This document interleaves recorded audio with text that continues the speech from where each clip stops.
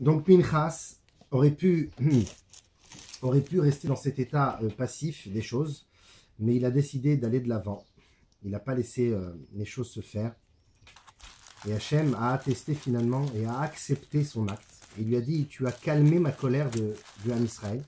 Bekano et kinati betocham, lorsque tu as vengé ma vengeance, tu as accompli cette vengeance d'affront. Velo kiliti et bnei Israël bekinati.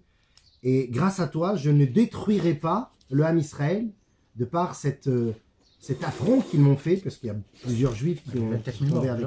Il y a eu beaucoup de morts. Et ils sont tous tombés malheureusement dans les bras des Midianites, des Midianiotes. Et on rentre, comme tu l'as dit, dans la véritable assimilation. Et c'est ce qui détruit le Ham Israël. Hachem l'a dit, c'est une véritable vengeance que tu as opérée ici, Pinchas. La reine est morte. Ineni notenlo et veriti shalom. C'est pour ça qu'Hachem lui dit maintenant que tu as fait cela. Non seulement tu deviens un Kohen, mais tu vas avoir une alliance de paix pour l'éternité avec moi. Chose qu'il a dit avec personne d'autre à Kadosh Baruch Hu. Et effectivement, on va voir dans le futur qu'au temps du premier et du deuxième temple, en tout, il y a eu 400 Kohanim Gedolim, il y a eu 400 grands prêtres, jusqu'à la destruction du deuxième temple. Et ils sont tous descendus, généalogiquement, de Pinchas. Ils auraient pu naître aussi d'autres, de ses frères, ou des enfants d'Itamar, ou d'autres enfants d'Elazar. Non, ils sont tous descendus de Pinchas. Pinchas a été la source des Kohanim Gedolim. Donc il a eu un très grand mérite déjà, mais plus encore, il a eu une Berit Shalom, une alliance de paix. Et cette Berit Shalom, qui est normalement faite avec le Ham Israël dans sa globalité, ici elle est faite de manière privée, intime avec Pinchas. Et on va voir pourquoi, comment.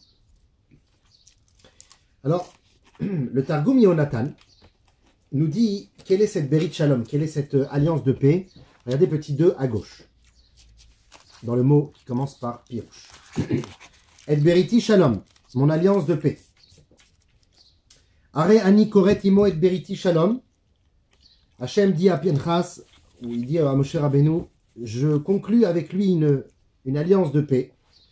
Ve'asenu malach kayam ve'yichye leolam. Et je le transforme en un ange existant pour l'éternité, qui vivra pour toujours, immortel.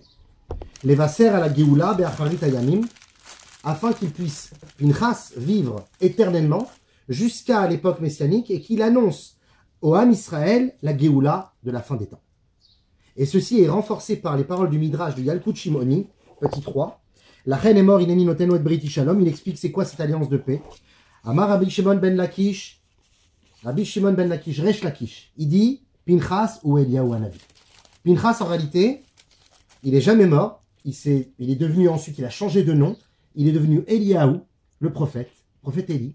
Et de génération en génération, le prophète Élie n'est jamais mort. Il est toujours là, il est là au Britot, il est Beriti Shalom, mon alliance de la Brite aussi pour l'éternité. Mais est-ce qu'il lui a dit spirituellement? Non, c'est vraiment avec le corps. Mais pourquoi Ah, Ridouche. Pinchas, c'est Eliyahu Hanavi et il vit pour l'éternité. Amarlo Akadosh Baruch Hu, Hachem lui dit Ata natata shalom ben Israël ou beni baolam hazeh. Toi, tu as réinstallé la confiance et la fidélité que j'ai du peuple juif. Parce qu'à cause de Zimri et de toute cette débauche, ils ont coupé le cordon entre eux et moi. Et toi, Pinchas, tu as réinstallé l'union avec le peuple que j'ai. Alors, Af la'atid lavo, ata ou she'atid liten shalom beni leben banai. Alors toi aussi, dans le futur, tu réinstalleras la paix entre moi et mes fils, c'est-à-dire avec la venue du Mashiach. Chez Neymar, comme il est dit, Ineni sholeach lachem et Eliyahu Hanavi. Hachem il dit dans Malachi Gimel Kaf Gimel, je vous envoie Eliyahu Hanavi, Lifne Boyom, etc., jusqu'à que vienne le jour, le grand jour de Mashiach. Ve'eshiv lev avot albanim. Il va reconsolider l'amour des pères sur les enfants et l'amour des enfants sur les pères, c'est-à-dire il y aura à nouveau le shalom, il y aura à nouveau l'amour. Et le shalom, qui est-ce qui le réinstalle? C'est Eliyahu Hanavi, en annonçant Mashiach.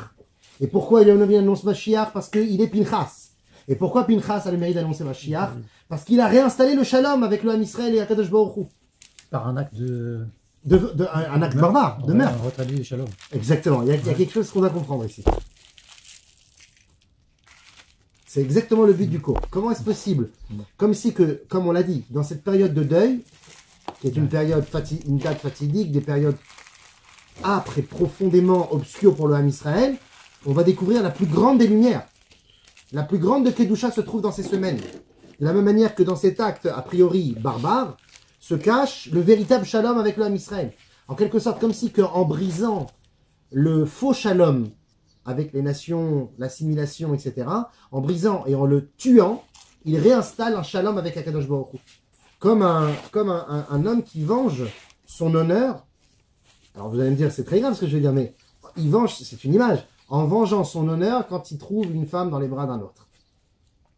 Mais qui, d'après ce que j'ai entendu, je ne sais pas si c'est vrai, quelqu'un m'a dit que, encore il n'y a pas longtemps, en Europe, et même en France, celui qui tombait, Chas de Shalom, dans cette situation, et qui faisait vengeance tout seul, et qui tuait l'amant, il n'était pas... Ah bon? Il n'était pas... il Non, était oui, pas Droit français? Non, ça s'appelle crime passionnel. Et alors? Ça atténue. Ça atténue. Ça Même atténue. encore aujourd'hui. Ouais. Bon, on m'a dit qu'il y a fut un temps où c'était... On te poursuivait même pas. Parce que le Alors, type. il faut voir, hein, je sais Non, pas. pourquoi? Parce que le type, il voit un truc comme ça et son cerveau, il- Donc c'est un peu comme ça. Pinchas, c'est celui qui venge l'honneur de l'épouse. C'est qui l'épouse? C'est le Ham Israël. Bien sûr. Le Khatan, c'est Akadosh Baruch Hu. Et là, en côtoyant des filles de Midian, c'est comme si qu'il y avait une Bien tromperie. sûr. Et là, Pinchas, il dit, moi, je laisse pas faire un truc pareil. Donc en fait, il réinstalle la paix dans le couple en tuant l'amant, en quelque sorte. C'est une image, mais on va essayer de comprendre ça un peu Ouais, plus tuer toutes profondément. leurs femmes. Comment? Il a tué toutes leurs femmes. Non, Pinchas, il a tué que Zimri et Cosbi, qui étaient un symbole. Donc- Un chef de tribu avec une princesse moabite. Et Pinchas, il aurait pu mourir, hein, parce qu'en faisant ça, d'abord, premièrement, il a toute la tribu de Shimon qui allait le tuer, puisque Zimri, c'était un chef. Ouais. Il n'a pas eu peur. Deuxièmement, Cosbi, c'est quand même la petite fille de Balak. Donc c'est une personne, ça va être l'ancêtre aussi de Ruth.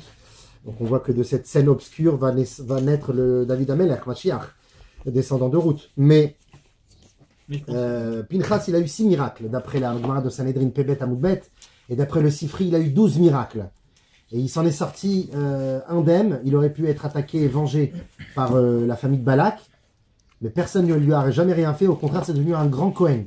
Donc il a vengé l'honneur de Dieu et Akadosh Baruch Hu l'a sauvé. C'est pour ça que celui qui voit Pinchas en rêve, alors à quoi ressemble Pinchas, on ne sait pas, comme on ne sait pas à quoi ressemble Eliyahu Je Hanavi, mais pense que celui dans qui un voit un rêve. homme avec un javelot dans un rêve, c'est comme si il avait vu Pinchas en rêve.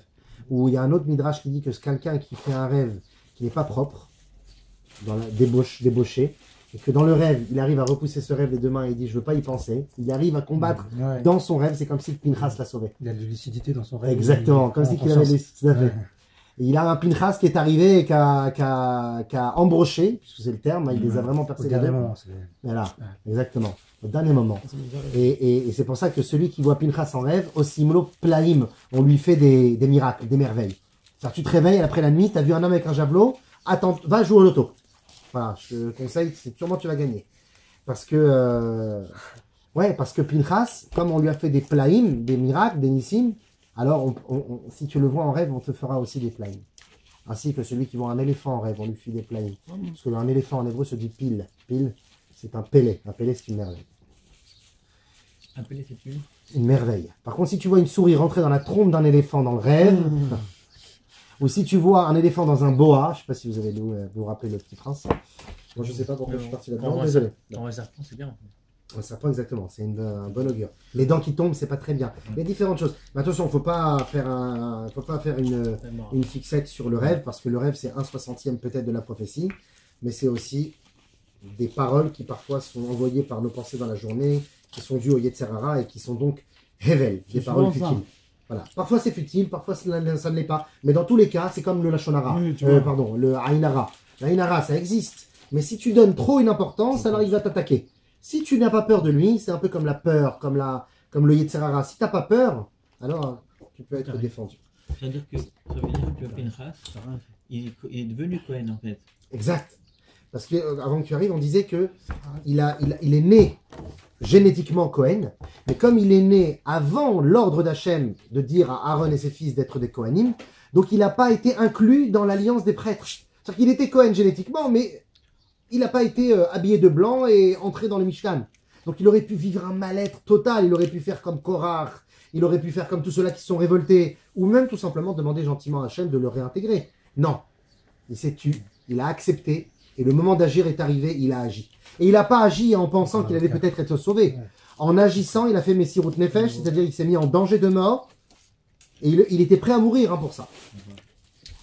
Donc ça, c'est le Targum Yonatan qui nous révèle le chidouche extraordinaire que Pinchas était Eliyahu Hanavi.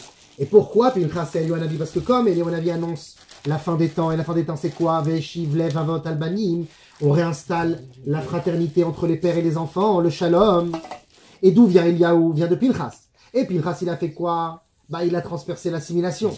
Et en transperçant l'assimilation, il a réinstallé le shalom entre Akadosh Baruch Hu et son peuple. C'est pour ça qu'Hachem lui dit, Ani notenlo, je lui offre, et veriti shalom, mon alliance de paix pour l'éternité. À lui, exceptionnellement, exclusivement. Pinchas est donc le sauveur de l'extermination du peuple juif, de l'assimilation du peuple juif, parce qu'il y a différentes formes d'extermination. L'extermination de l'assimilation est la pire. Et en celui qui amènera la rédemption finale pour transformer les Ben Hametzarim en jour de joie avec Mashiach. Car comme on l'a dit, qui est celui qui va annoncer Mashiach? C'est Eliyahu. Donc Pinchas, c'est celui qui annonce Mashiach. Or, on a dit quoi? Quand est-ce que la Neshama du Mashiach vient au monde, nous dit la Gemara? À Tisha B'Av. On va voir dans le fond que même le 17 Tammuz est une date qui a priori est obscure, difficile, mais qui cache un grand secret. Et la paracha de Pinchas tombe toujours pendant cette période, toujours, nous dit Ezra à Sofer, parce que Pinchas a cette faculté de dévoiler la lumière cachée dans l'obscurité. Et ça, c'est une lumière encore plus foudroyante, encore plus puissante, peut-être pas quantitative, mais qualitative. Elle est beaucoup plus qualitative, un peu comme quand on te demande d'aller chercher le Hametz. D'ailleurs, on va parler de ça juste après. On te demande d'aller chercher le Hametz. Allume la bougie, le Harizal dit, allume la bougie et va chercher le Hametz. Moi, j'allume la lumière en grand, puis à la race, si tu allumes la lumière en grand, tu es Yotse. Pourquoi le Harizal, il veut la bougie? Parce que la petite bougie, la petite lumière, c'est exactement, c'est une lumière ciblée. C'est une lumière, c'est une lueur. C'est même pas une lumière, c'est une lueur. Et la lueur, c'est quelque chose qui signifie énormément. Ça signifie qu'on est en train de combattre l'obscurité. Une grande lumière, tu te rends même pas compte qu'il y a l'obscurité. Un peu comme quelqu'un qui est sur l'autoroute, il a fait Télim ce matin. Il est sur l'autoroute, il voit pas, boum, il y a une voiture qui passe à côté de lui, il a même pas regardé. Mais s'il avait eu conscience, il a dit, waouh, il y a un miracle. Il y a des gens, ils voient des miracles partout. C'est des fois, on se moque d'eux. Arrête, miracle. Mais en réalité, ils ont raison, parce qu'ils prennent conscience qu'il y a Dieu dans leur vie. Il y en a d'autres qui disent, c'est un hasard, ou soit ils ont même pas fait attention. Parce qu'ils sont tellement éblouis par tellement de lumière qu'ils ne voient même plus que cette lumière a dû combattre l'obscurité. C'est-à-dire, ils voient tellement de Nissim que le Ness ne prend même plus forme. Pour eux, c'est la normalité. Alors que la lumière qui découle de l'obscurité et qui naît à partir de l'obscurité, c'est une lueur à laquelle on s'attache. C'est une lueur qui nous retourne, qui nous traverse.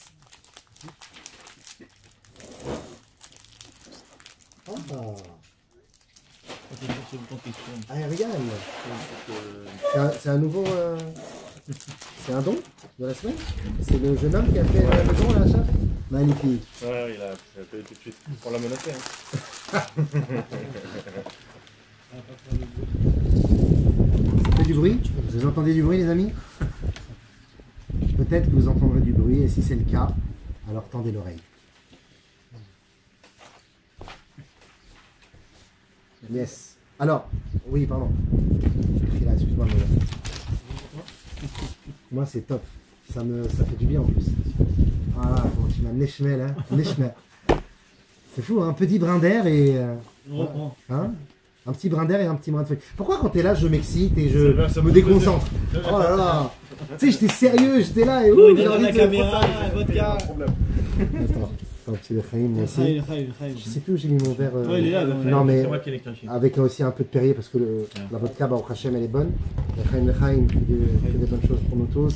Pour toi, l'ami Israël, avec ma chiarte, c'était nous. Ouais, pas de faim pour moi. Là-bas, il y a le bisan. La bisane. La bisane.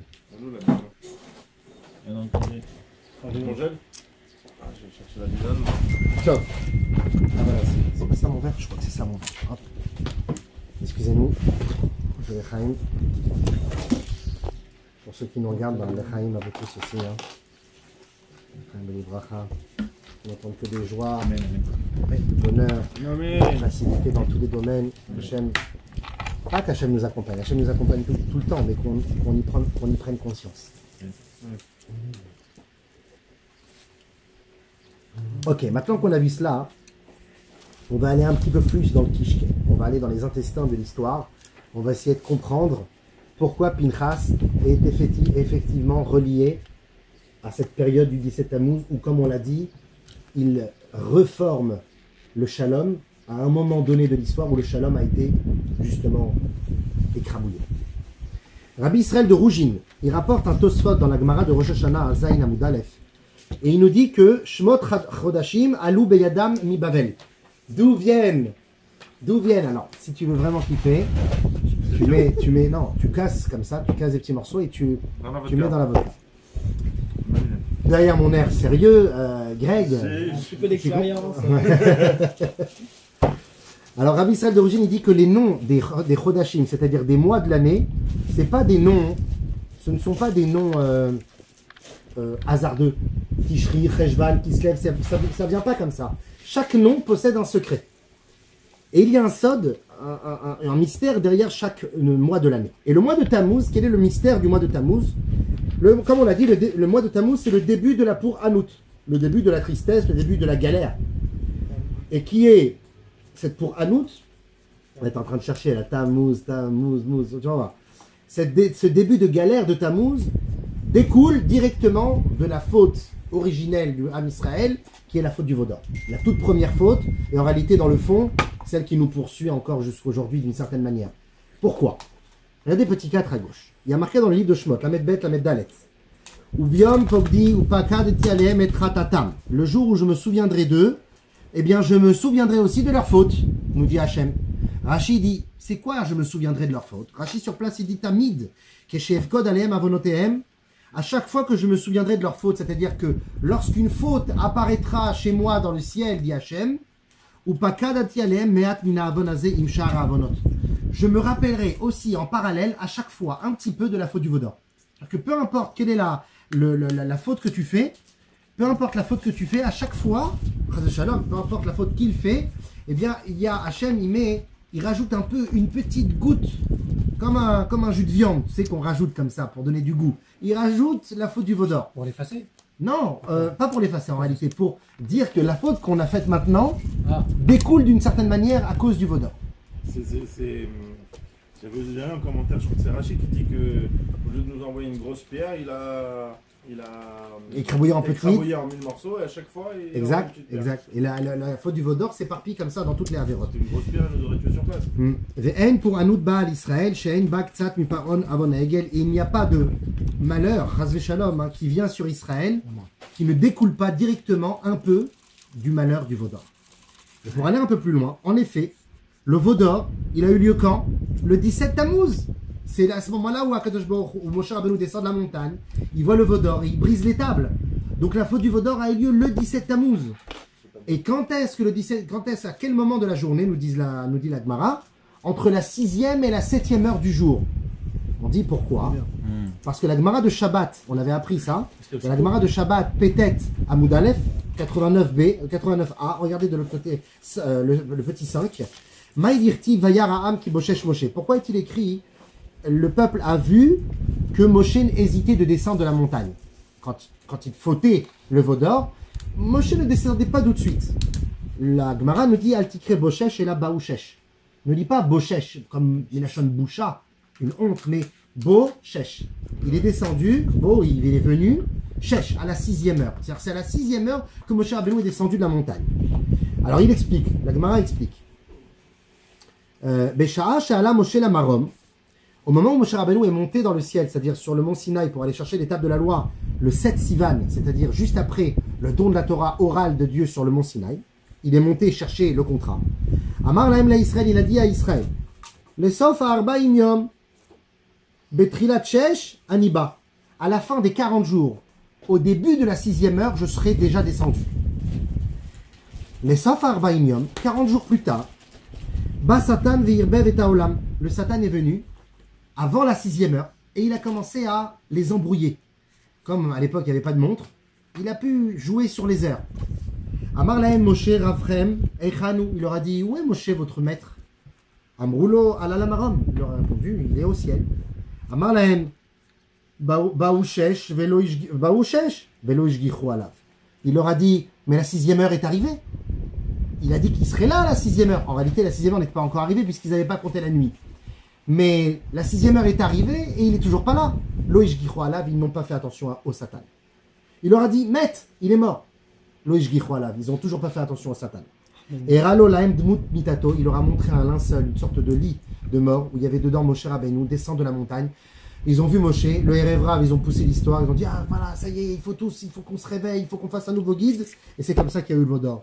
Ve'ainu dekamre les Aaron qui disait Moshe Aïch, et c'est pour ça que le Vaudor est apparu à ce moment-là. Donc toute la faute a commencé à la 6e heure.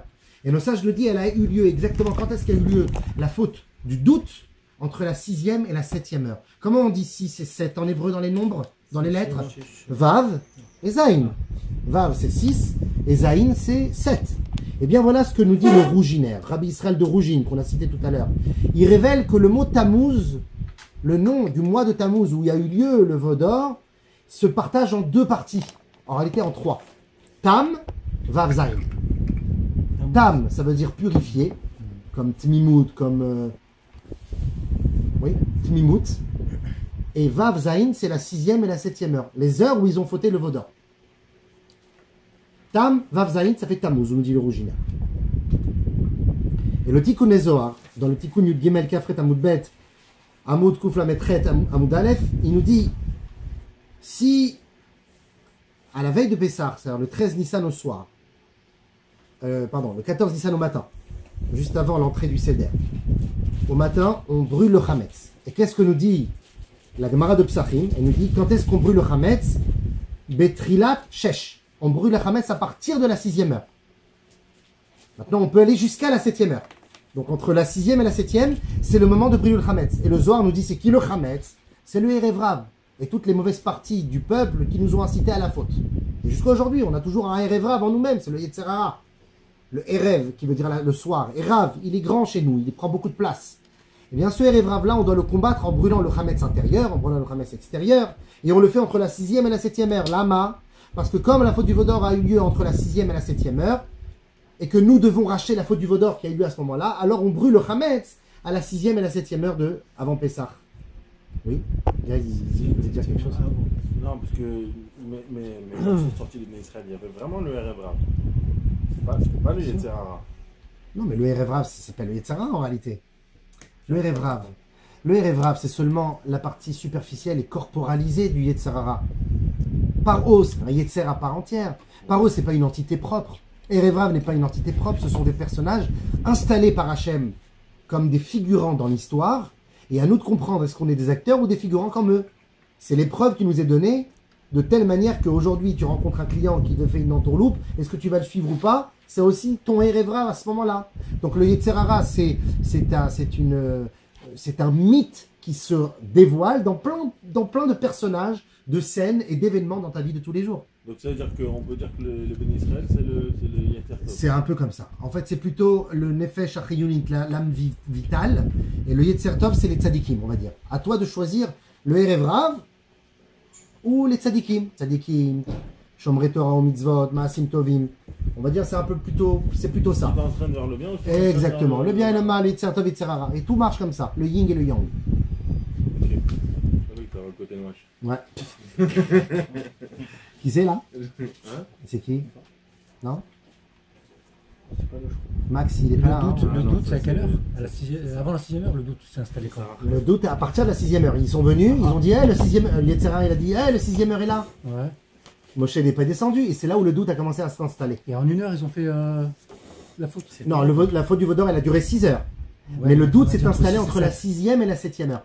C'est là où s'est installé le doute dans le Ham Israël.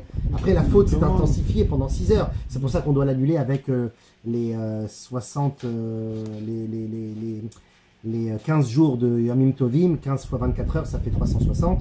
Ça pourrait être Batel Béchichim. Ouais. 60 fois 6, on avait déjà fait ce truc. Parce qu'il y a eu 6 heures de Vaudor.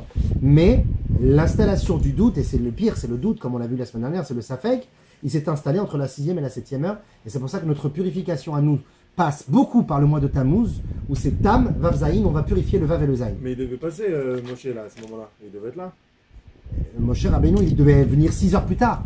Le Yetzer Hara, il aura Alors, faussé la entre piste. la 6e et la 7e heure Le doute. du jour. Juste le doute. Mais pourtant, c'est bien écrit Bobachesh, là, comme tu as dit tout à l'heure. Bobachesh. Lui, il aurait dû Ouais, mais descendre ils ont à la envoyé. 6e heure, mais il n'est pas descendu, puisqu'ils n'ont pas C'était pas la compté. bonne heure. C'était pas la bonne heure. Mais 6 heures, c'est midi la 6e heure. Parce qu'ils les ont Mais embrouillés. non, alors, Non, la 6e heure à partir de quand? Il faut compter la nuit aussi. On dit Si la on 6e compte- heure du jour, c'est la moitié de. C'est la moitié du jour. C'est la moitié du jour. Ça veut Moitié du dire jour. entre midi, 1 heure ou 2 heures, ça Ouais, dépend on voit à bien quelle qu'il est- période on là. voit bien qu'il est midi. Oui, mais si tu comptes la nuit, alors tu peux compter aussi le jour. Mais si tu n'as pas compté la nuit, eux, leurs 6 heures à eux, c'était pas la 6e heure, c'est pas le 6e heure en comptant la nuit. Et donc automatiquement, ils sont dans une autre 6e heure. Ils sont dans une autre partie du cadran. C'est pas en comptant la nuit. Ils n'ont pas fait Lui, le il même avait compte. dit quoi? Il avait dit 40 jours et 6 heures. Il a fait 40 jours et je descends à la 6e heure. Mais la 6e heure pour eux, Ouais. c'était la 6e heure du 40e jour. Or la 6e heure, Ah. on a dit, c'est en comptant aussi la nuit. C'est 40 Donc, jours révolus plus 6 heures. exactement. Ah, d'accord. Tov. Alors, on a ici le ridouche du mois de Tammuz. On a Vav et Zaïn, du Rabbi Israël de Rougine. Et le Zohar confirme cela en disant que à Pessah, on va aussi brûler le Hametz entre la 6e et la 7e heure. Et le Zohar rajoute.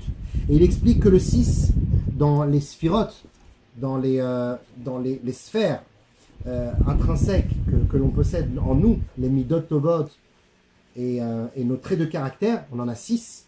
Chesed, Gvura, Tiferet, Nessar, Yesod, Hod. Ces 6 midot-là doivent se connecter à la dernière, qui est la 7e, la Malchut. La Malchut se trouve un peu à l'extérieur de l'homme. C'est pour ça que le Yesod, qui est la toute dernière dans le corps humain, se trouve à l'endroit de la brite. Yesod, c'est Yosef Hatzadik qui a gardé sa brite avec la femme de Potiphar. La Malchut, Yesod, c'est le fondement. c'est pas en La haut, Malchut, non, descend, c'est dans les actes, c'est dans tout à fait. En les haut, pieds, c'est c'est les pieds, Chokhmah hein. Bina Da'at. La Malchut, c'est tout en bas. Et donc, les pieds, exactement. C'est même en dehors du corps. Donc, la Malchut, c'est celle qui agit. Et le Zohar nous dit que les 6 midot se connectent à la 7e, un peu comme quand on est dans la tchouva, on est métaken, on répare la 6e et la 7e heure. Pourquoi la 6e et la 7e heure? Parce qu'on veut connecter nos 6 midot avec la Malchut, avec la 7e mida, qui est celle qui va agir. Je vous donne un exemple. Dans les midot d'une personne, chacun est différent. Il y a des gens, ils sont plutôt réservés, d'autres, ils sont très frivoles, ils sont très excités. Alors, il faut servir Dieu, il ne faut pas hésiter à servir Dieu avec ses propres traits de caractère. Si tu aimes danser dans tes midot, alors dans ta malchoute, il faudra aussi que tu danses pour Khatan et Kala. Ou que tu sois un joyeux luron à Simchat Torah et que c'est toi qui mettes l'ambiance à la choule. Si au contraire, tu es quelqu'un de plutôt réservé, sérieux, ludique, plutôt scolaire, on va dire, il faut. Alors ça va être à fond dans ton étude, c'est-à-dire que tes midot, ces 6 midot devront être connectés à une malchoute sérieuse. Donc finalement, c'est ça l'enjeu de l'homme, connecter ces 6 à la 7e. Et c'est pour cela que Tammuz sera aussi une des forces du Dieu le Zohar pendant cette période d'obscurité et de tristesse et de deuil. C'est une période où justement on connecte nos 6 midot à la 7e. Et il va encore plus loin le Zohar, et il dit ceci est allusionné dans Ishaya, Kaf Aleph Mem Gimel, Isaïe 21, 43, où il est écrit là-bas, Hamzo Yatzar Tili. J'ai créé un peuple, j'ai créé le Ham Israël, dit Hachem. Et le mot Zo, le dit le Zohar, va apparaître seulement que 2 fois dans toute la Torah. Zo, Zain Vav, que 2 fois. Il y a marqué Zot, il y a marqué Zé, mais Zo, il n'y a pas beaucoup. C'est que dans l'ouverture de la mer. C'est quoi l'ouverture de la mer? Quand on découvre ce qui était jusqu'à maintenant caché. C'est ça l'ouverture de la mer. Alma Deit Kassia se dévoile dans Alma Deit Galia. Et quels sont ces 2 mots? Amzu Ga'alta, Amzu Kanita. Ce peuple que tu as délivré, ce peuple que tu as acheté. Le mot Zou ici nous dit le Hari Akadosh, le Zohar, pardon. Il dit précisément ce mot-là où Hachem il dit je vous délivre. Amzo Yatzir Tili, Yatzar Tili, je l'ai créé. Amzu Kanita, ce peuple-là, je l'achète. Là où on voit l'amour d'Akadosh Baruch Hu, c'est quoi Zou, nous dit le Zohar? Vav Zayin. Encore une fois, cette mida de Vav et de Zayin, de la 6e à la 7e heure, des 6 midot connectés à la 7e mida, qui est celle qui va concrétiser nos pensées, nos idées, notre imagination dans la vie réelle et tangible de tous les jours. Ça c'est une yann de Zou. Et tout se passe au moment de la sortie d'Égypte où Hachem, justement, nous délivre, nous ouvre la mer et nous dit c'est là où vous découvrez votre personnalité. Le Dorsher et Shumot nous dit que le mot Tammuz possède aussi des initiales. Des initiales qui vont tout chambouler, tout ce qu'on peut imaginer. Il dit que Zain, Tav, Mem et Vav, qui forment le mot Tammuz, ce sont les lettres, ce sont les mots Zmané, qui est le Zain, Tshuva, Tav, Memashmeshim, Mem, Ubaim, Vav. C'est quoi ces mots? Zmané, Tshuva, Memashmeshim, Ubaim. C'est le temps de la Tshuva qui est avance, Memashmeshim, que l'on commence à palper, qui avance à grands pas. Nous, pour nous, jusqu'à maintenant, on a dit c'est quand le moment de la tchouva, après qu'on a bien bronzé à Tel Aviv pendant le mois d'août, et qu'on a chiré, c'est le mois de septembre, Elul, quand on revient à la maison, le mois de Elul, le mois de la tchouva, avant Rosh Hashanah. Il te dit non. Il te dit le Droshel Shumot, il te dit Tammuz, c'est maintenant que ça commence la tchouva. C'est les initiales du mot de la tchouva. C'est pour ça que c'est Tam Vav Zaïm. On est en train de purifier la 6e et la 7e heure de la 6e et la 7e heure. Mais là, je voulais pas vous faire ça. La 6e et la 7e heure. Non, arrête. Dis-moi où tu vas, je te dirai si tu peux. Sur 2 Alpes, je sais pas, on m'a dit c'était sympa. Vas-y mon frère, le Tammuz, c'est extraordinaire. Tu vas, J'arrive là. Ouais, tu vas Ouais, juste en dessous. C'est au séminaire. Ouais. Bravo. C'est quoi Benach Pachot alors ça correspond pas Les mashmeshim, non, c'est-à-dire on peut les palper. Shmashot, c'est c'est autre chose. Alors, le Hari Kadosh, il dit à propos de la Megillah Techa. Vous savez, Megillah Techa, c'est la Megillah, pas Esther, hein, où on fait. C'est Mecha, c'est la race pratique, comment on dit. C'est la Megillah la plus. Et pourtant, vous allez voir que Echa va dévoiler des choses extraordinaires. Pendant, on dit la Megillah Techa. Chabab, on lit Echa. Et qu'est-ce qui est marqué dans Echa Aleph Tetzain, Perek 1, Pasouk 17. Il y a marqué quoi?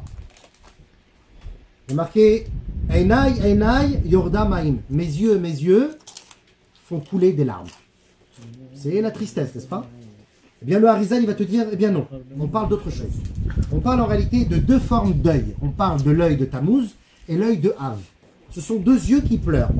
Il dit, mais pourquoi ils pleurent? Ils pleurent pas parce que c'est le moment triste. Ils pleurent parce qu'on a besoin de faire tchouva à ce moment-là et qu'on pense que la tchouva, c'est pas le moment. Pour l'instant, c'est de pleurer. Et on fera tchouva plus tard. Et c'est maintenant que commence la tchouva, dit le Harizal. Et il dit comme ça.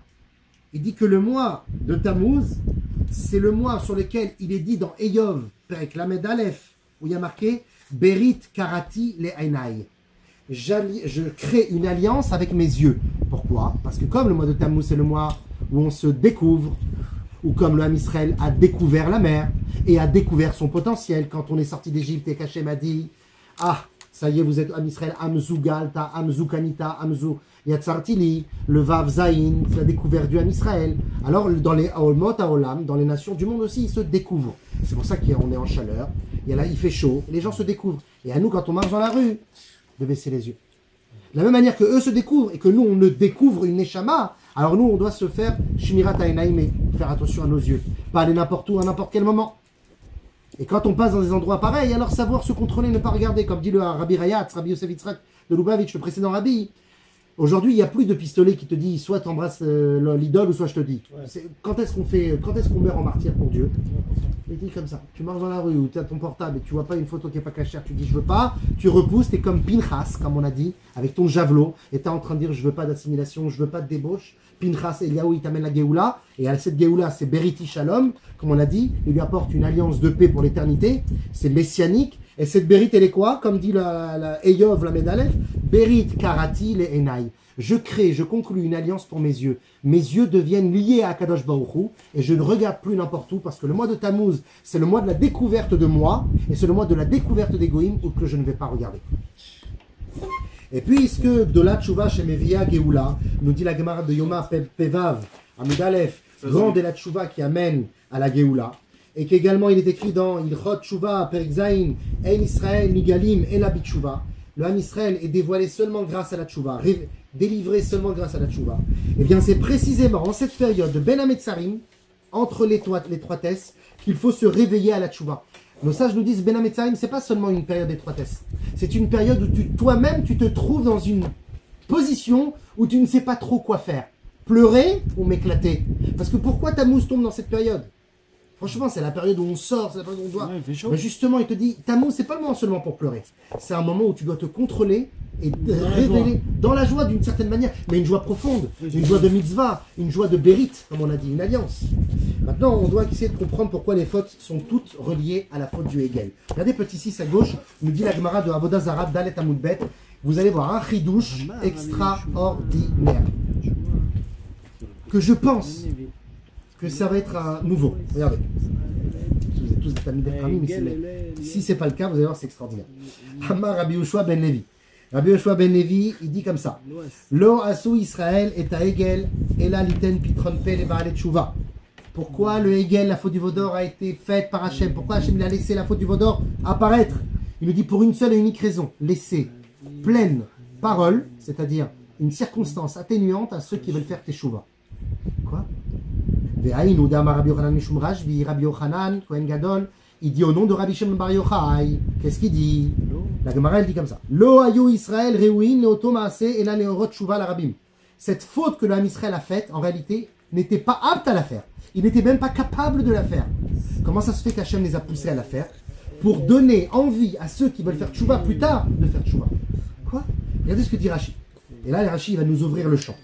Lo asu Israël et Taegel, kelomar giborim beshlitim biyitzram ayu, velo haya raoui leitgaber yitzram alehem. Normalement, la faute du Vaudor n'aurait jamais dû être faite parce que le Ham Israël, sortant d'Égypte, avec tout ce qu'ils ont vécu, avec les miracles de folie, avec la Gdusha, la Neshama, Matan Torah, à peine 40 jours avant, on a Sevenishma sur leur couronne, sur leur tête. Ils étaient immortels. Ils étaient arrivés à un niveau de guerre chez Nidgayer, Katan, chez Nolad, un enfant qui vient de naître, on sortait d'un mikvé. Comment ils ont pu faire la faute? La Gemara elle répond au nom de Rabbi Shimon Bar Yochai. Ils ont pas fait la faute. Hachem les a poussés à la faire. Il a tout fait pour qu'ils la fassent. Chidouche de fou, non? Et qu'est-ce qu'elle dit? Pourquoi il a poussé? Gzerat melech haïta lishlot bam. Hachem a décrété qu'ils n'arrivent plus à contrôler leur Yetzerara et qu'ils se fassent happer par le Erevrav et tombent dans le Vaudor. C'est pas... Alors, Kede liten pitron pe, les Baal Tshuva. Et tout cela pourquoi? Pour donner circonstances atténuantes et envie dans le futur au Baal Tshuva de faire Tshuva. Chez Im Yomar Achote lo ashuv shelo ikableni. Que si un jour, quelqu'un qui a fauté, il dit de toute façon, moi je faute 15 fois par jour, c'est mort, Hachem ne veut pas de moi.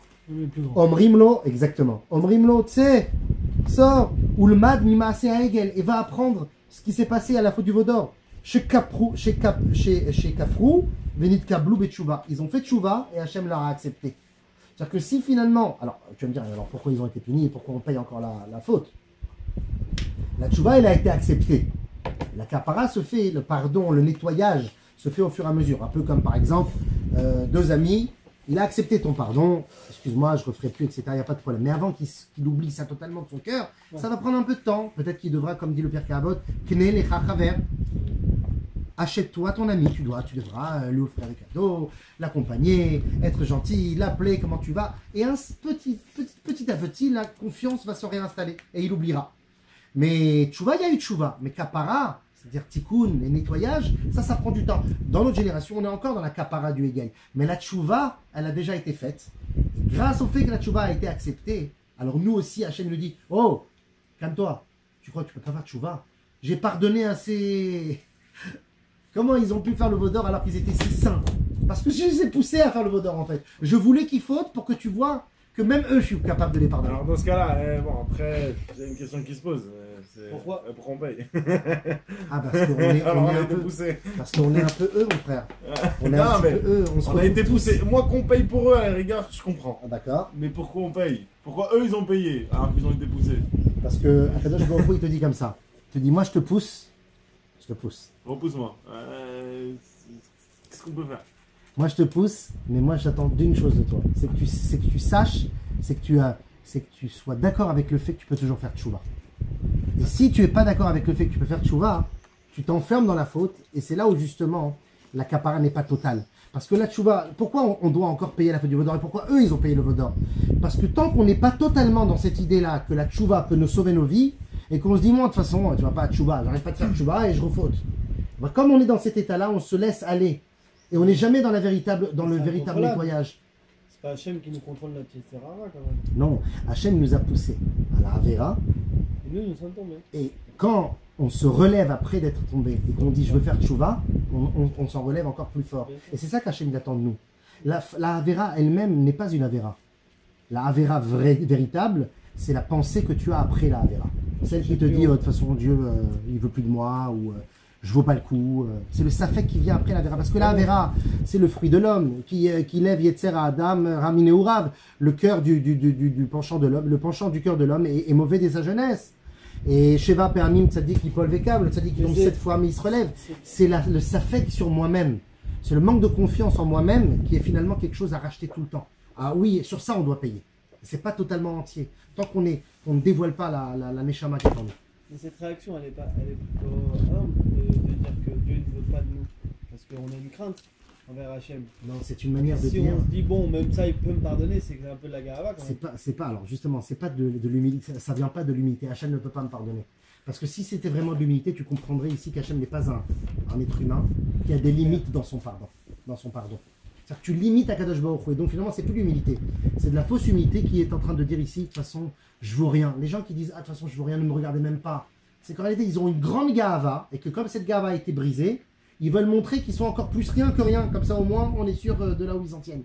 Mais dans le fond, de dire à Hachem, je suis prêt à aller de l'avant et à faire des actions pour toi, c'est une plus grande humilité que de dire, bon, de toute façon, comme j'ai fauté, bah, je ferai plus rien. Donc maintenant, allez, laissez-moi tranquille. On dédouane. Voilà, c'est ça. Alors maintenant, on doit comprendre, comme cette faute du veau d'or est la source de toutes les fautes, alors quand on fait tchouva sur une faute qui réveille forcément le Hegel, parce qu'on a dit que toutes les fautes sont reliées à la faute du veau d'or. À chaque fois qu'Hachem il te rappelle une faute, tu dis, ah, veau d'or, il y a un petit goût de veau d'or là par là. Donc comme il te dit justement que à chaque fois la faute du veau d'or réapparaît d'une certaine manière, alors quand tu fais tchouva, qu'est-ce qui se passe? Tu fais tchouva sur la faute du veau d'or. Parce que toutes les fautes sont connectées au veau d'or, donc toutes les tchouvot sont connectées au veau d'or. Donc en réalité, le mois de Tammuz, c'est le mois de la tchouva par excellence, où tu es en train de faire Tam, Vav Zayin, tu es en train de purifier la 6e et la 7e heure, tes bidot et ta malchut, 6 et 7, tu es en train de purifier le chametz qui est en 3, entre la 6e et la 6e heure, la 7e heure où tu les brûles. Donc tu es en train de faire un travail de profondeur qui dépasse même le mois de Elul, qui est seulement conventionnel. Tu es dans une perception totalement différente des choses.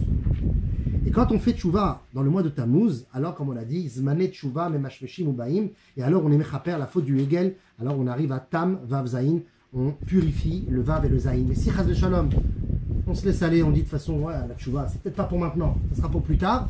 Le Tam, il se transforme à l'envers lui aussi. Et ça fait quoi? Met, chas de shalom.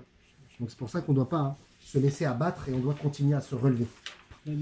Pourquoi donc Pinchas précisément?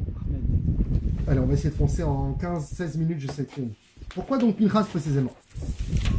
Car il est écrit dans le passouk, la reine est mort, il est nioten noet briti shalom, je lui offre mon alliance de paix.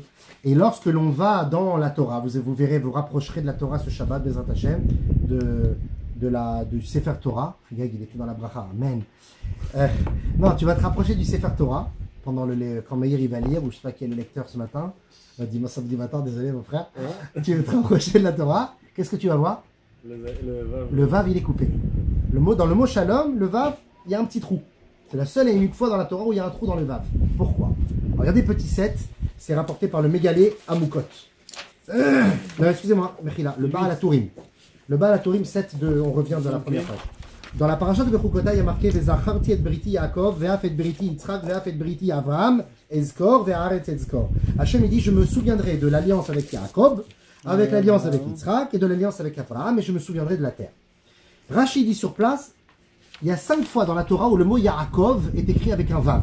Ça s'appelle Cholam Malé. Normalement, Yaakov, c'est sans Vav, c'est le point en haut. Il n'y a pas de Vav. D'un autre côté, il y a 5 fois le mot Eliaou, comme on a dit, Eliaou c'est Pinchas. Il y a 5 fois le mot Eliaou dans la Torah qui est écrit sans Vav. On l'appelle Elia. Elia Hanavi. Donc on enlève le Vav chez Eliaou 5 fois et on le retrouve chez Yaakov. Et le Baal HaTurim il nous explique, il nous dit comme ça. Bechamisha mekonot nirtav Yaakov malé ve'Eliaou chaser. Dans 5 endroits, Yaakov est écrit avec un Vav et Eliaou sans Vav. Bechamisha mekomot Yaakov natal ot mishmo shel Eliaou ha'eravon sheyavo ve'ivaser geulat banav. Il dit pourquoi? Parce que Yaakov a volé en quelque sorte, si on peut dire ainsi. Il a pris en gage le Vav de Eliaou par 5 fois, comme les 5 forces de la Neshama, comme les 5 livres de la Torah, comme le Hamsa de ma grand-mère. Il lui arrache le Vav, il le prend, il lui dit Eliaou, si tu ne prends pas sur toi de venir cette année, je ne te rends pas tes Vav. Et il lui garde les Vav. C'est comme si que finalement, le Vav ici qui est coupé dans la Torah, qu'on va voir dans un instant, est relié avec ce Vav manquant chez Yaakov, avec le Vav complet chez Eliaou, ou vice-versa. On va essayer de comprendre le secret. Et donc, on attend... excusez-moi, la suite du 7 est de l'autre côté, en haut à gauche. Vav Ketia, le Vav de Shalom dans la Torah, de cette semaine, est coupé. Enfin, où est plutôt? Qui Pinchas ou Eliaou, parce que Pinchas c'est Eliaou Hanavi. וכן, אליה כתיב חסר ו' ויעקב מלא ו' שנטל ו' מידיהו ליג'ון למלא אשכון, עד שיבוא עם המשיח ויגאל את בניו, comme on vient de le dire, il lui prend en gage. וזהו, c'est pour ça qu'il est écrit dans le Teilim Yudalet Zayin, Yagel Yaakov, Yismach Israël. Ouais, Yagel Yaakov, Yismach Israël, c'est que Yaakov sera rempli d'allégresse et il se réjouira Israël. Comme Yaakov, pourquoi Yaakov il est Yagel? Pourquoi Yaakov il est dans l'allégresse? Parce qu'Israël il est Yismach, parce qu'Israël il est joyeux. Et pourquoi Israël il est Yismach? Parce que Yismach c'est les mêmes lettres que Mashiach. Mais quand est-ce que le Mashiach se réjouit? Quand Yaakov il est Yagel. Quand Yaakov Yagel, Mazé Yagel, Géoula, lorsque Yaakov il est délivré. C'est quoi il est délivré? C'est qu'il a réussi à dire à Eliyahu Hanavi, écoute je t'ai pris tes vaves, tant que tu annonces pas Mashiach, je te les rends pas tes vaves. 5 x 6, 30, Limoud, la même. Chez Ismaël de Matana, Yarzir Avav, veillez Eliyahu Shalem, à la fin que Eliyahu puisse être entier. Et c'est pour ça que le mot Shalom, c'est quoi Shalom? C'est la plénitude, c'est le Shalem, c'est l'entité entière. Bah, tant que Mashiach n'est pas là, le Vav du Shalom ne peut pas être entier, comme si que Eliyahu disait, il me manque une partie de moi. Et Yaakov dit, bah moi aussi il me manque une partie de moi, il n'y a pas Mashiach, mes enfants ne peuvent pas être Yismach, les lettres de Mashiach. Nous attendons donc tous Pinchas pour annoncer la Géoula. Mais pourquoi le Vav fut coupé précisément au mot Shalom? Alors le Megalé Amukot, il explique, regardez, petit 8 à gauche. Alpi Mashekata va Megalé Amukot, Parashat Toldot, Dibur Amatrid Vayi Af Yatsa. Hachem Sefer Plia, au nom du livre Plia, qu'il est Atid Lavo Yotzi Eliyahu Od Vav Mishmo Shel Esav Veishaer Rak Ash. Il dit parce que Esav, lui, il possède un Vav dans sa vie. Et la Atid Lavo dans le futur, Eliyahu Hanavi va venir et il va arracher le Vav de Esav. Yaakov, il prend en gage les vaves de Eliyahu. Et lui, Eliyahu, il dit, garde-les, je t'amènerai ma chière, garde-les. Par contre, moi, à la fin des temps, je vais aller prendre le vav de Esav. Pourquoi? Il me dit le Sefer Plia. Il dit parce qu'il y a marqué dans Ishaïa, Isaïe, Nun, tête, 59, Hen kulam ke beged ibalu, ash yochlem. Vous êtes tous, c'est-à-dire les Réchaïm, comme des habits dévorés par la mythe, qui la dévore, dévoré par la mythe, par la teigne ou par la mythe. H, c'est une mythe, c'est un petit ver qui dévore le cuir chevelu ou les habits. La teigne, où il y a différentes traductions. Donc le mot H, la mythe, comme Esav qui est un mytho, bon ça c'est un jeu de mots pourri, mais Esav c'est quoi Esav? C'est le semblant, le faux semblant. C'est quoi Esav? C'est pas celui qui arrive barbare avec l'épée seulement. C'est celui qui te dit la société des nations, la société des... C'est quoi là, le SDN, c'est ça? La société des nations, après la guerre 14-18. Et après 39-45, les Nations Unies. Et après tout cela, bah, oh là là, les Juifs, vous attaquez les Palestiniens. Ils veulent la paix. Ils veulent la paix entre les nations. Ils veulent le bonheur des peuples, bien sûr. Ça s'appelle le shalom de Esav. Mais ce shalom-là, cette paix de Esav, elle est trompée. C'est une fausse paix. C'est une paix qu'il croit avoir parce qu'il a un vav. Parce qu'on a dit le vav, c'est le vav du shalom. Il croit avoir le vav. Alors Eliyahu, il dit, je te retire ton vav pour que tu te retrouves à nu et qu'on comprenne tous que tu étais un faux shalom. Et d'ailleurs, le mot Esav en hébreu a la même valeur numérique que 376, Aïn 70, Shin 300 et Vav 6, 376. La même exactitude de la valeur numérique du mot shalom. Parce que Esav fait semblant qu'il est shalom. C'est un faux shalom. C'est pour ça qu'Esav, ça va être quoi?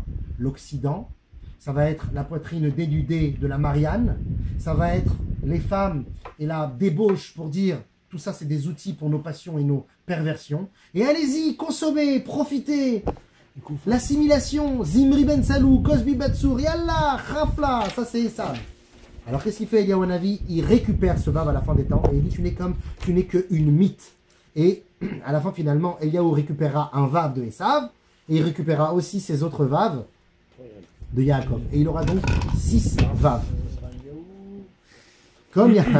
Comme Yaakov sait que tant qu'Esav possède son vav, alors Mashiach ne peut pas venir, alors il active la Géoula en prenant en gage la lettre vav de l'annonciateur Eliyahu, et ceci s'exprime précisément par le shalom, le contraire de Esav, qui lui est appelé déteste la paix, son o chez Yaakov, mais qui fait semblant qu'il est dans le shalom, dans la paix.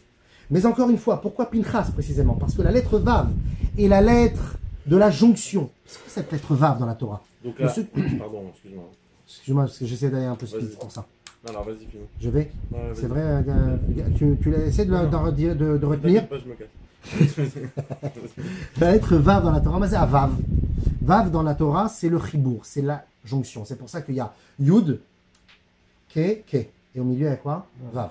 Le Vav, c'est ce qui connecte le He d'en haut et le He d'en bas. Les mondes spirituels et les mondes matériels. Les deux He, Behe Baram, Behibraham, Kadosh Baruch Hu, il a créé le monde. Behe Baram, et Hashamayim et Haaretz. Behe Baram, il a créé avec la lettre He. Le He d'en bas, le He d'en haut. Le He d'en haut et le He d'en bas. Donc le He, c'est la création du monde.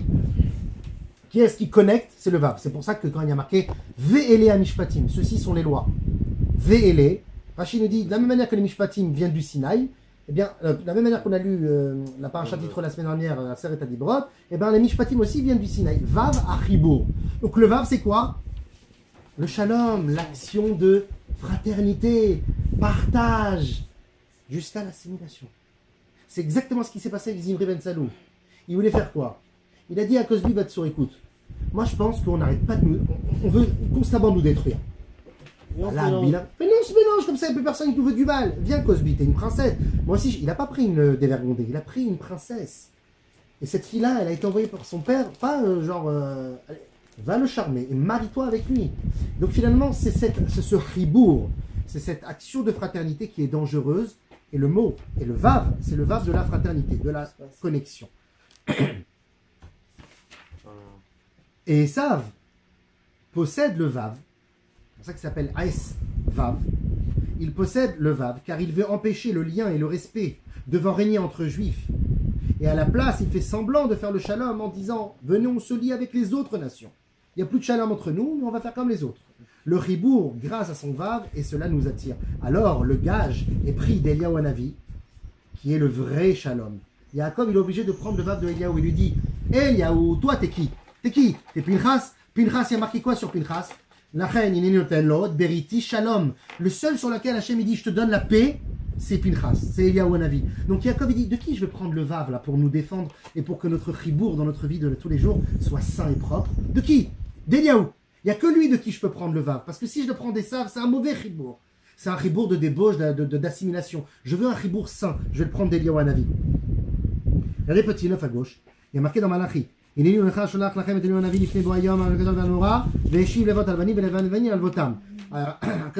envoie Mashiach et il envoie Eliyahu Hanavi l'annoncer. L'annoncer pourquoi? Il connecte. Il réinstalle la fidélité, la confiance, le partage et l'amour entre les pères et les enfants. C'est-à-dire, il réinstalle le shalom. Le faux shalom. C'est-à-dire que le shalom, c'est « Oui, bien sûr, asseyez-vous, bien sûr. Va t'asseoir. » Quand il s'agit de mes enfants, il n'y a pas de shalom. Et avec les autres, je suis dans le shalom. On appelle ça le ribourg des saves. Le faux semblant du shalom. Le vrai shalom, c'est quand il est interne. C'est quand il n'est pas conditionné. C'est pour ça qu'on enseigne dans la Mishnah Iduyot, Perekret, Mishnah Zayin. Il dit il n'y a pas, Eliyahu Hanavi, son travail à lui, ce n'est pas de purifier ou de rendre impur, ni de rapprocher, ni d'éloigner. C'est quoi son travail? C'est d'éloigner les proches et de rapprocher les éloignés. C'est qui éloigner les proches? Il va éloigner les juifs proches? Non, il va éloigner les peuples des nations qui ont voulu faire le Vav, Ribourg, qui ont voulu se connecter à nous. Il va les éloigner. Et il va rapporter ceux qui sont éloignés, ceux qui ont été avec eux. Il va les ramener dans le sein d'Israël. Il va réintégrer un vrai shalom. Alors on comprend à présent pourquoi le Erev Rav a choisi la 6e heure pour fauter. C'est le Vav du mauvais Ribourg. C'est à ce moment-là où ils ont dit on va se connecter aussi aux nations du monde. On va se connecter aux veaux d'or qui ressemblent aux veaux qui volaient en Égypte et qui nous donnaient envie de faire Avodah Zara. Et quand Bilam envoie la débauche, il envoie quoi comme Avera? Le Ribourg aussi. Il envoie le Vav. D'ailleurs, dans le Zohar, le Vav est aussi picturaliquement parlant, ressemblant à la Bérite, à la Brit Mila. Parce que ce Vav de connexion, c'est pour ça d'ailleurs, quand Akadosh Baruch Hu, il crée le monde du bas, dans la Kabbalah c'est expliqué comme ça, le dernier He, il utilise le Vav, qui est comme une sorte de connexion charnelle finalement, entre le He d'en haut et le He d'en bas. Donc le Vav, c'est la connexion. Et ce Vav-là, c'est ce qu'il a voulu faire Bilam en envoyant les filles, en disant allez faire des mariages, allez avec Christine et Marie, parce qu'ensemble vous allez être au moins dans l'unité. C'est pour cela qu'il y a combien de psukim avant Pinchas qui nous parlent de cette Avera? Il y en a 6. Regardez, petit 10 à gauche. Israël était installé à Shittim. Shittim, c'est le shtout, c'est la folie. Et ils ont commencé à draguer les filles de Moab. Par quelle lettre il commence ce pasouk? Vav. Ils ont commencé à offrir des sacrifices pour leur Dieu. Avec quelle lettre? Vav. Vaïtsamed Israël et Baal Peor, Vaïcharav Hashem et Israël. Israël s'est connecté à Baal Peor, une avodah zara, et ça a mis en colère à Kadosh Baruch Hu. Par quelle lettre commence ce passage? Par un Vav. Vayomer Hashem el Moshe kach et kol rashi am veukar otam la Hashem neged hashemesh veyashov achron af Hashem Israël. Frappe-les devant le soleil. Et ainsi la colère de Dieu se calmera. Par quelle lettre? On commence par le Vav. Les 5 clés. Exact. Vayomer Moshe el Shifte Israël yirgouik shenashav etzmenim la Peor. Moshe il dit aux juges d'Israël, allez tuer tous ceux qui se sont collés à Baal Peor. On commence par Vav. Et le dernier Vav, c'est le 6e Vav. Veine ish mibne Israël ba, vayakrev el achiv et amidianit, leine Moshe ou leine koladat ben Israël, veyema bochim petach el moed. Il y a un homme qui s'appelait Zimri Betsalou, et lui il a été jusqu'au bout du Chibour, et il a pris Cosbi Batso. On est dans le 6e Vav. Mais on a dit, il faut quoi? Que les 6 se connectent à la 7e.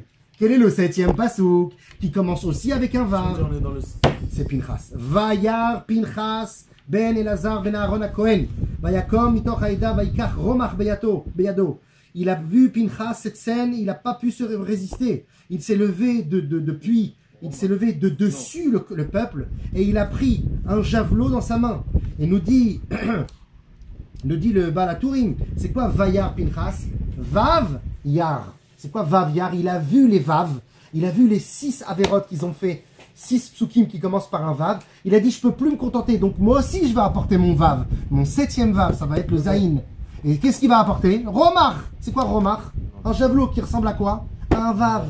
Il va utiliser le javelot. Et c'est quoi Romach? Pourquoi on appelle un javelot un Romach? Parce que Romach c'est Resh, Chet même, ça fait Remach. Remach, mitzvot, les 248 mitzvot. Il va utiliser ça pour contrer l'assimilation des peuples. Il y a comme Mitor Haïda. Il s'est soulevé sur le peuple. C'est-à-dire que personne n'a compris à part lui. Même Moshe Rabbeinu n'a pas eu cette, entre guillemets, lucidité d'esprit de prendre ce remar, cette force du Vav, et de casser le Vav, mauvais chibour de Esav, en récupérant la Gdusha du Shalom, qui va lui-même à la fin recevoir, que même Moshe n'a pas eu, Berit Shalom. Les 6 Vav là, ils sont dans Pinchas? Oui, dans Balak, mais c'est déjà dans Balak qu'on commence cette histoire. Tu sais, à la fin de Balak. Ça va dans la même histoire. Ah oui, c'est la suite, c'est les psukim qui se suivent. Oui, dans Balak, on parle déjà dans la fin de Balak, dans le juif. Et pour terminer, le Emek Ameler, bon, j'ai réussi à faire en 16 minutes, je suis content de moi. Emek Ameler, dans le Shar He Perek Metret, il dit que Pinchas utilisa Dafka un remach, forme de Vav, qui est le vrai chibour du haut et du bas, les Remach Mitzvot 248, pour briser le faux Shalom, le faux chibour, le faux Vav, le Vav de Esav, pour qu'à la fin on lui dit H, tu n'es qu'une mythe. Voilà pourquoi Pinchas, car il est le tikkun du Vaudor et du mauvais chibour avec les nations, comme l'explique le Or HaChaim HaKadosh, duquel on a fait la semaine dernière, pile une semaine plus tôt, la Iloula, Rabbi Chaim Ben Attar. Regardez ce qu'il dit en bas, j'ai pas marqué 11, mais c'est tout en bas à gauche. Pinchas ben Elazar et Gomer, tzarich ladat lama utzrach leyachaso. Il dit pourquoi on a besoin de dire Pinchas, fils d'Elazar, fils d'Aaron. Veoulai shenitkaven sheizkeru avotav letova. Il dit pourquoi on a parlé de Aaron pour rappeler le mérite de son grand-père. Il dit et alors pourquoi on est obligé de rapporter le mérite de son grand-père?